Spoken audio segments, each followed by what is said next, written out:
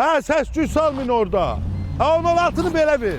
Vay dədə vay. Buyur keç ay müəllim, buyur gəl. Xoş gəlmisən, keç. Buyur keç oldu.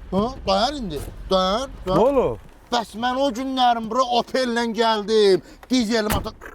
Yadına çık, tuzak dedim faydamı çıkarmır. Ya yadıma düştü ha. O Düşdü? sen de burada bir çırptık ya o müəllim. Aha, çırptınız onun bir ayrı cevabını Oy verirsin. müəllim. Bəs ondan niye müəllim olmurdum? İndi qalemva gün binmişəm, bana deyirsən buyur keç müəllim. O günləri mən belə yıxdınız. Ay yavaş Burada yavaş. yoxlamadınız. Ne de bir şirkətiniz var lan. Bu nədir ki? İndi məndən ne olur burada? Gəlim oturun burada bir. Aa gel keçe yukarı başta əyləş boy. Bak, Hadi onda Opel'iydi de tanımadım maşını sən. Sana bir şey diyeyim. Hə. Bu qalemvacına göre, maşına göre, geyime göre bu hürmet koymanızı yığıştırın ya. Bir tane bizde diye bu, inandırım sen. Neden olur? Göğe baksan özün böyük adamsan ya.